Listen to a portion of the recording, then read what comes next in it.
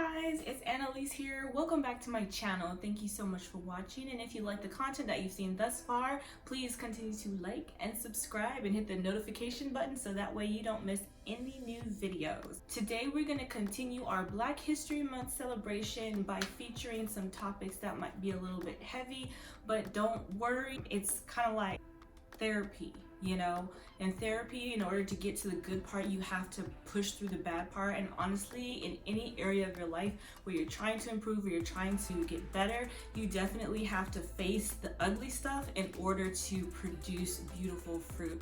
So today we're gonna dive into a topic that is a little bit not so happy, not so fun, but we're gonna come out on the bright side. You cannot talk about Black history without touching on the fact that slavery is in our past and is a part of the American history, and especially Black American history. Now, I know this topic is very sensitive to a lot of people. It makes people feel uncomfortable.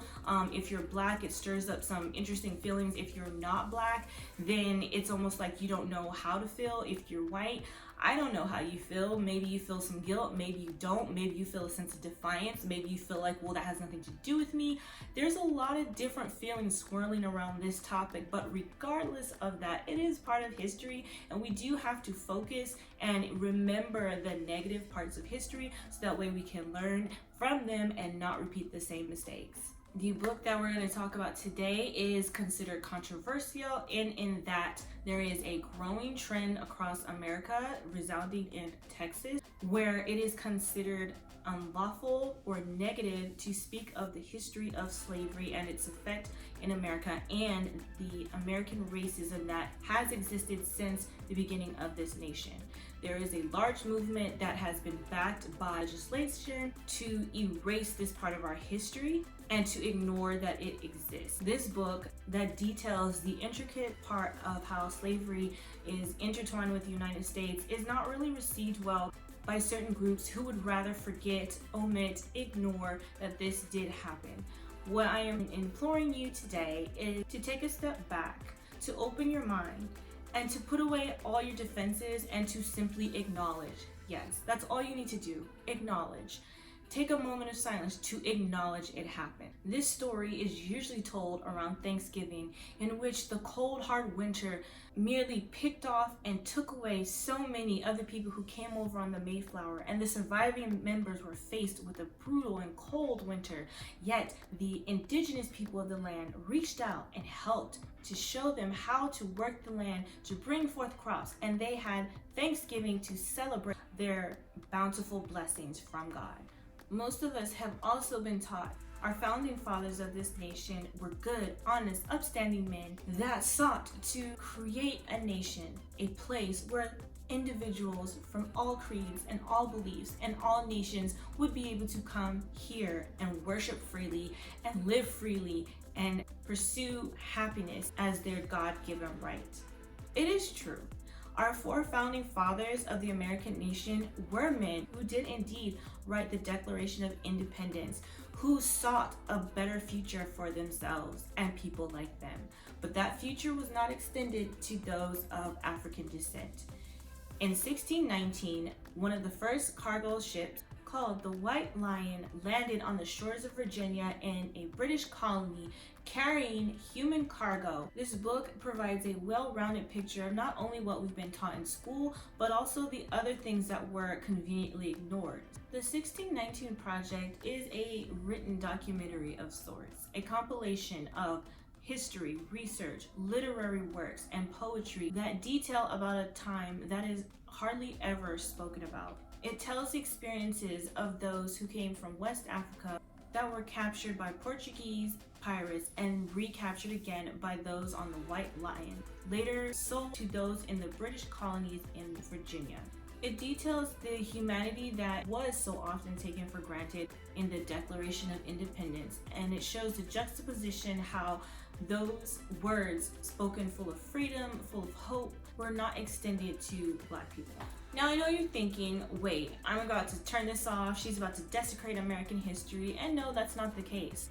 We go through all the stories that we were taught in school, but there is a third dimension that is quietly kept in the secret, quietly hidden away so that we don't know. I found this book to be very interesting, compelling, heartbreaking, gut-wrenching at times, but also enlightening on how certain experiences and certain points of view are developed in this nation. And I understand if this book makes you uncomfortable, if it makes you rethink the romantic stories that we were told as young children and all the little plays that we participate in around Thanksgiving and dressing up and pretending to be one of our founding fathers, people who would never tell a lie. So even though this topic does make several people uncomfortable, it is very important to acknowledge it and not simply put it away or call it untrue just because we don't like what it said. This book has been backed up by several historians. All the research has been documented, sources cited. It was a very, very well done and thorough written work. In the last year, major attempts have been made to squash, suppress, and even outlaw the discussion of anything that is in regard to racism, slavery, or anything in that nature. Laws have been passed in Texas that would bar classroom discussions, curriculum, and or books in the library that would make the children feel uncomfortable or even guilty of their historical past. Several books have been banned or attempted to be removed, where books specifically dealing with anti-racism and American Black history are being designated as inappropriate for children or contrary to conservative beliefs. I'd like to stop and make a note here. Being Black is not political. Understanding Black people does not make you affiliated with one political party or another. It means that you have empathy and that you are human. To make it so that you cannot acknowledge history contingent on whether you participate in one party or another is very detrimental to society. A lot of the efforts to suppress these difficult discussions in the classroom are hidden under a veil of, oh, we don't want to divide the group. Oh, we don't think it's appropriate for the children. We don't want to teach anti-conservative views. We think our children's minds should be pure. I believe children's minds should be pure, but I also believe that children need to know the truth. Telling the truth about what happened in life does not divide the country, but it allows us to acknowledge the past, it allows us to forgive each other, and it allows us to come together and heal. This video does not advocate for one political party or another, but it does implore each and every one of you to kindly consider where you stand on issues such as freedom of speech, because the freedom of speech is being violated by trying to erase the history that is so fundamental in America. We should be teaching our children to love all people.